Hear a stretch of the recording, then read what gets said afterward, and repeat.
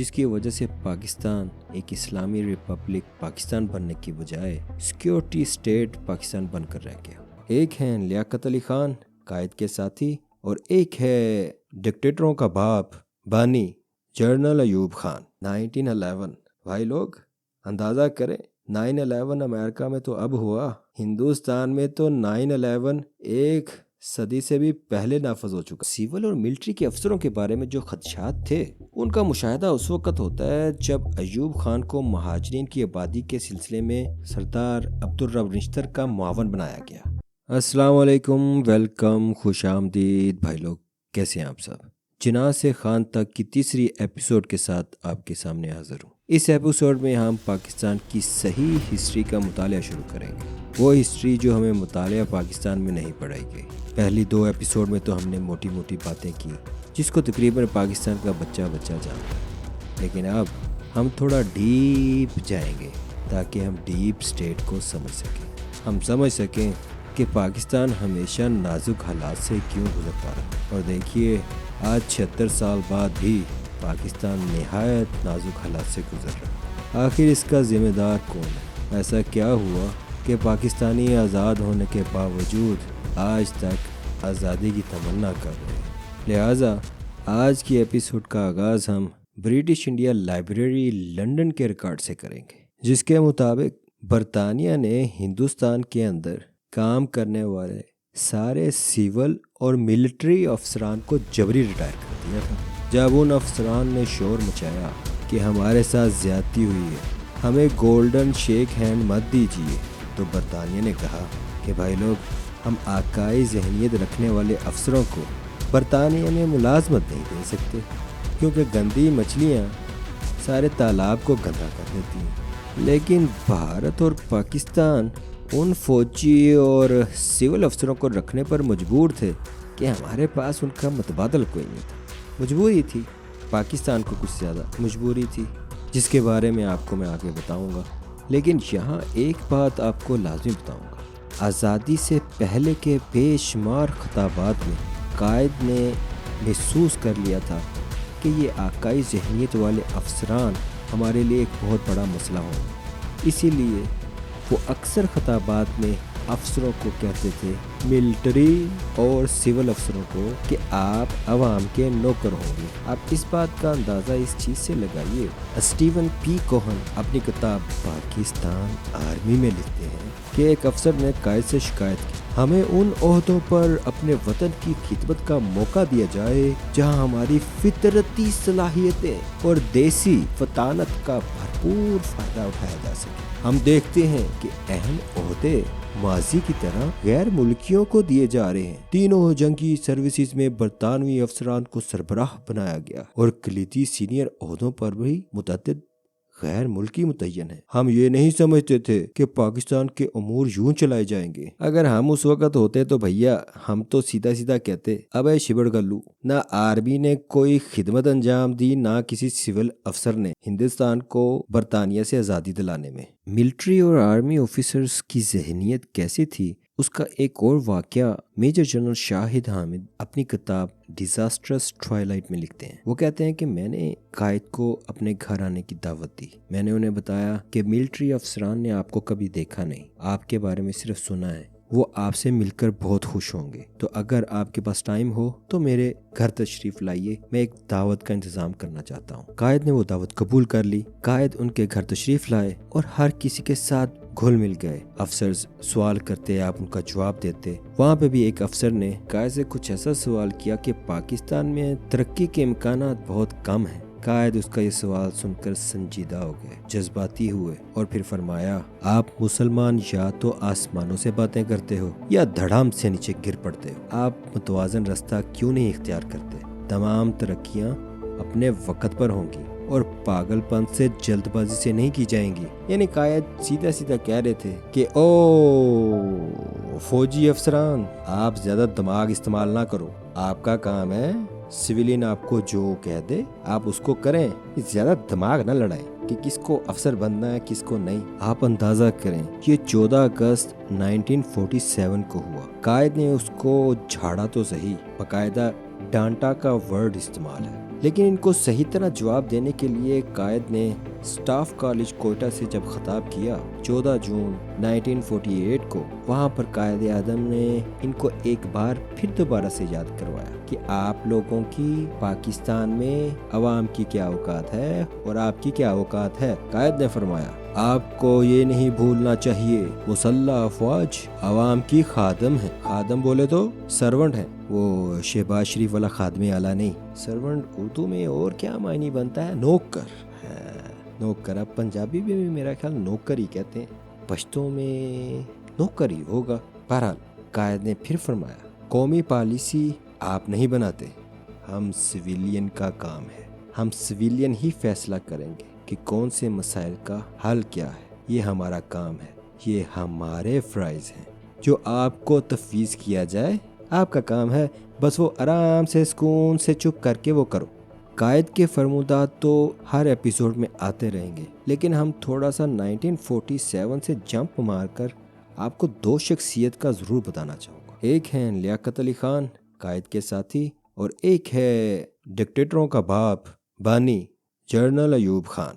General Ayub Khan کے بارے میں اوریا مقبول جان نے اپنے ایک پروگرام میں بہت خوبصورت بیان کیا ہے، یہ کلپ بھی ذرا ملاحظہ کیجیے۔ اس وقت مجھے وہ ایاز صادق کے وہ فکرے یاد آ رہے ہیں کہ ہمارے آرمی چیف صاحب تشریف لائے تھے اور ان کے ماتھے پہ پسینہ تھا، اور وہ کہہ رہے تھے کہ اگر اس کو نہ چھوڑا گیا تو ہمارے لیے بڑا مسئلہ بن جائے گا۔ یہ انکشاف پاکستان کی 22 کروڑ قوم کے لیے کوئی نیا نہیں ہے، لیکن ایسے انکشافات پہ ہم تبصرے نہیں کرتے، ہم صرف دوسروں کو اپنے اوپر تبصرہ کرنے اور ہمیں گالیاں دینے اور ہمیں اس طرح کے القابات سے یاد کرنے کی اجازت دیتے ہیں۔ پاکستان 1951 میں لیاقت علی خان کے وزٹ کے بعد امریکہ کی جھولی میں پڑ گیا تھا، اور آپ اندازہ کریں کہ کسی کو نہیں پتا تھا کہ ہم امریکہ کے کس حد تک غلام ہو گئے ہیں۔ یہ تو امریکہ نے اس کی جو سیکورٹی آرکائیوز جو 20-25 سال بعد کھولنے شروع کیے تو ہمیں پتہ چلا کہ امریکن نیوی نے ایک رپورٹ تیار کی تھی، جس رپورٹ کے اندر لکھا گیا تھا کہ 6 فٹ 2 انچ قد کا ایک آدمی جس کی شربتی آنکھیں ہیں، نام اس کا ایوب خان ہے وہ میجر جنرل، لیکن امریکہ کا اتنا وفادار ہے کہ اس کو آرمی چیف ہونا چاہیے اور وہ ہمارے بڑے کام آ سکے گا۔ اور جب 2.5 مہینے کا دورہ مکمل کر کے امریکہ کا جہاز کے اوپر گھوم گھام کے لیاقت علی صاحب واپس آئے تھے تو انہوں نے اسے ایوب خان کو فوراً جنرل گریسی کی جگہ پہ chief CNC commander in chief لگا دیا تھا، اور 10-12 دن کے بعد اسے لیفٹیننٹ جنرل پروموٹ کر کے اگلے 15-20 دن کے اندر اسے فل جنرل پروموٹ کر دیا تھا۔ ہاں جی، سنا نیلی آنکھوں والا۔ قائد کو سیول اور ملٹری کے افسروں کے بارے میں جو خدشات تھے ان کا مشاہدہ اس وقت ہوتا ہے جب ایوب خان کو مہاجرین کی آبادی کے سلسلے میں سردار عبدالرب نشتر کا معاون بنایا گیا۔ یہ ذمہ داری سونپی گئی اس کو، لیکن سردار عبدالرب نشتر نے قائد اعظم کو رپورٹ پیش کی کہ یہ بندہ تو کام کا ہی نہیں ہے سر۔ ایوب خان نے اپنی ذمہ داری پوری نہیں کی اور اس کا رویہ پیشہ ورانہ نہیں ہے، تو قائد نے پھر اس فائل کے اوپر لکھا میں اس آرمی آفیسر کو جانتا ہوں، وہ فوجی معلومات سے زیادہ سیاست میں دلچسپی لیتا ہے، اس کو مشرقی پاکستان ٹرانسفر کیا جاتا ہے، وہ 1 سال تک کسی کمانڈ پوزیشن پر کام نہیں کرے گا اور اس مدت کے دوران بیج بھی نہیں لگائے گا۔ یہ تھا جناب قائد کا افسروں کو سیدھا کرنے کا طریقہ۔ لیکن قائد کی وفات کے بعد، کہا جائے تو قائد کی شہادت کے بعد، کیونکہ کیسے ہو سکتا ہے ایک قوم اور ملک کا بانی اس کی ایمبولنس میں پٹرول تک نہ ہو اور وہ بند ہو جائے اور پٹرول کے انتظار کے اندر ان کی وفات ہو جائے؟ میں تو ان کو شہید ہی کہوں گا۔ بہرحال قائد کی وفات کے بعد ایوب خان اپنی پوزیشن مستحکم بنانے میں کامیاب ہو گیا اور 1950 میں GHQ میں ایڈجوینٹ جنرل بن گیا۔ یہ فوج میں ایک نہایت اہم پوزیشن ہے، اس منصب کی وجہ سے وہ طاقت کے مرکزوں کے قریب ہو گیا۔ پاک فوج کے commander in chief general Gracey کی جب مدت ختم ہوئی تو اس نے بھی ایوب خان کو نیا کمانڈر ان چیف بنانے کی سفارش کی۔ اب ذرا اوریا مقبول جان کا کلپ بھی یاد کیجیے اور یہ کارنامہ بھی۔ ساتھ ساتھ جنرل گریسی نے یہ بھی کہہ دیا کہ میں وزیر اعظم کو انتباہ کرتا ہوں کہ اس شخص کی خواہشات پر نظر رکھی جائے، اگر قائد اعظم زندہ ہوتے تو ایوب خان کبھی 4 اسٹار جنرل دوسری بات ہے لیاقت علی خان کی۔ لیاقت علی خان جو کہ قائد کے ساتھی تھے، انہیں قائد کے تصورات اور خیالات کا بخوبی اندازہ تھا۔ وہ جانتے تھے کہ قائد کس طرح کی ریاست بنانا چاہتے ہیں، فوجی اور سرکاری ملازمین کے بارے میں ان کی رائے کیا ہے۔ لیاقت علی خان جو کہ پاکستان کے 4 سال با اختیار وزیر اعظم رہے، انہوں نے اپنے اس دور کے اندر قائد کے تصورات کے مطابق نہ آئین بنا سکے، نہ ہی قوانین کے اندر کوئی تبدیلی کر سکے، بلکہ آرمی ایکٹ 1911 کو اسی طرح لاگو کر دیا۔ ارے 1911 بھائی لوگ اندازہ کریں، 9/11 امریکہ میں تو اب ہوا، ہندوستان میں تو 9/11 ایک صدی سے بھی پہلے نافذ ہو چکا تھا۔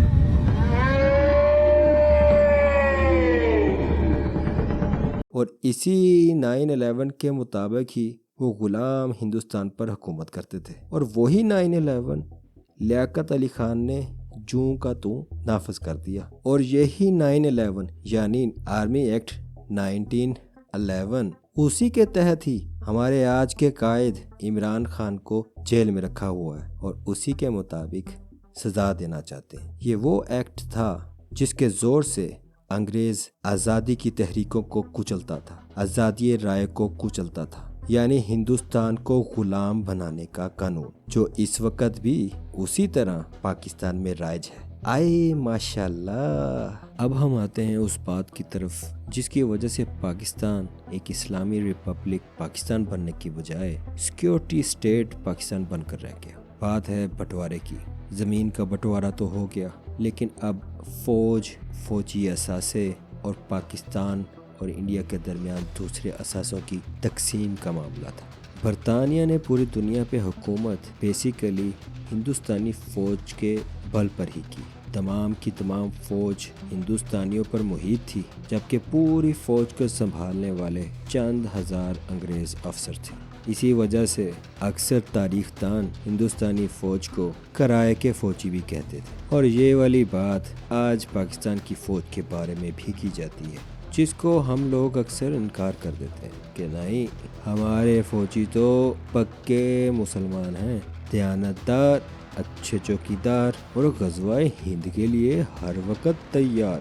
لہٰذا 30 جون 1947 کو افواج کی تقسیم کے لیے قائم کونسل کا اجلاس ہوا۔ قائد اس کے اندر شریک ہوئے، جہاں فیصلہ یہ پایا کہ جب تک دونوں فوجوں کی تقسیم نہ ہو جائے اور ہندوستان اور پاکستان ان فوجوں کی تنخواہ دینے کے قابل نہ ہو جائے، تب تک یہ دو نہیں بلکہ ایک فوج بن کر ہی رہے گی، اور افواج کی تقسیم مکمل ہونے تک فیلڈ مارشل سر کلاؤڈ سپریم کمانڈر کے طور پر کام کریں گے۔ انڈین یونین اور پاکستان کے کمانڈر ان چیف فوری طور پر نامزد کیے جائیں گے۔ موجودہ افواج مذہب کی بنیاد پر ہوں گی۔ فوج کے ایسے یونٹ جن میں مسلمانوں کی اکثریت ہو، وہ پاکستان سے باہر مقیم ہوں، انہیں جلد پاکستان بھیج دیا جائے گا۔ اسی طرح جن یونٹوں میں غیر مسلموں کی اکثریت ہو، وہ پاکستان کے علاقوں میں مقیم ہوں، انہیں انڈین یونین کی حدود میں منتقل کر دیا جائے گا۔ بھارت اور پاکستان کے قومی اثاثوں کا تناسب 64 اور 36 تھا، جو کم و بیش ہندوؤں اور مسلمانوں کے تناسب کے برابر تھا۔ ہندوستان کی کل 4 لاکھ فوج تھی، جو ملی جلی تھی اور مختلف مذاہب سے تعلق رکھتی تھی۔ 1946-47 میں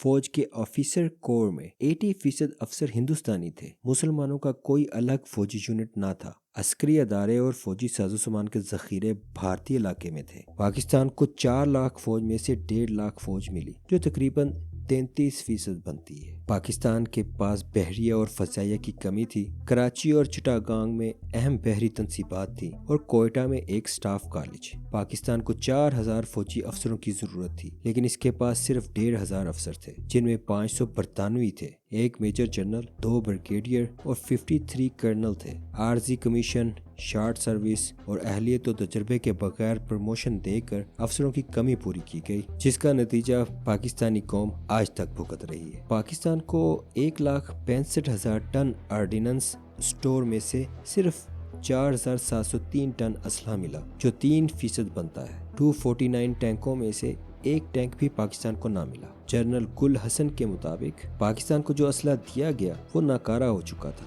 گورنر سرحد سر جارج کننگھم اپنی ڈائری میں 6 اکتوبر 1947 کو تحریر کرتا ہے کہ سکھوں کو فضائیہ کے ذریعے بیلجیم کی رائفلیں پہنچائی گئیں۔ پاکستان کے پاس اسلحہ کی کمی تھی۔ کل مالیاتی ذخائر 4000 ملین روپے تھے۔ پاکستان کا کلیم 1000 ملین روپے تھا، مگر اسے صرف 750 ملین روپے دینے کا فیصلہ کیا گیا، جو 15% بنتا ہے۔ 200 ملین پاکستان کو فوری طور پر مل گئے، باقی کشمیر کے ساتھ مشروط کر دیے گئے۔ بھارت کے مرکزی لیڈر مہاتما گاندھی نے بطور احتجاج بھوک ہڑتال کی تو پاکستان کو 500 ملین روپے مزید مل گئے اور 50 ملین باقی رہ گئے۔ انڈین سول سروس کے 1157 افسروں میں سے 101 مسلمان تھے، جن میں سے 55 افسروں نے پاکستان منتقل ہونے کا فیصلہ کیا۔ 11 ملٹری آفیسرز جو مسلمان تھے وہ سول سروس میں شامل ہو گئے۔ 51 برطانوی سول سروس میں آئے۔ اس طرح کور سول سروس 157 افراد پر مشتمل تھی۔ یہ دنیا کی ایک بڑی بیوروکریسی تھی جسے خصوصی مراعات حاصل تھی، اور یہی وہ بیوروکریسی ہے جس نے پاکستان کے پہلے 20 سالوں میں بڑے بڑے کارنامے انجام دیے، جس نے پاکستان کا عدالتی، سفارتی، آئینی اور انتظامی ڈھانچہ تیار کیا۔ یہ سول سروس برطانیہ کی تربیت یافتہ تھی، لہذا اس کا مزاج ہی بیوروکریٹک تھا۔ قیام پاکستان کے وقت مالی وسائل کی سخت کمی تھی۔ ڈھاکہ میں GHQ ہائی کورٹ کی بلڈنگ کے اندر قائم کرنا پڑا۔ راولپنڈی میں GHQ مالی مشکلات کا شکار تھا۔ فوج کے اخراجات کے لیے 35 سے 50 ملین روپے ماہانہ ضرورت تھی۔ ابتدائی سالوں میں 70% بجٹ فوج پر صرف کرنا پڑا، جو کہ ابھی تک ہو رہا ہے۔ پاکستان کے خزانے کا حال یہ تھا کہ پاکستان کے وزیر خزانہ چودھری محمد علی نے گورنر جنرل پاکستان قائد محمد علی جناح کی گاڑی کو ریکنڈیشن کرانے کے لیے فنڈز دینے سے انکار کر دیا۔ کہا خزانہ خالی ہے سر۔ کیا بات ہے! یہ پاکستان ایک گورنر جنرل کو وزیر خزانہ گاڑی ریکنڈیشن کرنے کے لیے فنڈ دینے سے انکار کر دیتا ہے کہ خزانے میں اس وقت کمی ہے۔ پاکستان کو سرحدوں کے دفاع اور اندرونی استحکام کے لیے فوج اسلحہ کی ضرورت تھی۔ فسادات پر قابو پانے کے لیے اور مہاجرین کی منتقلی اور آباد کاری کے لیے فوج کے علاوہ اور کوئی ادارہ نہیں تھا۔ یہ وہ وجوہات تھی جن کی وجہ سے سارا کا سارا فوکس فوج پر تھا۔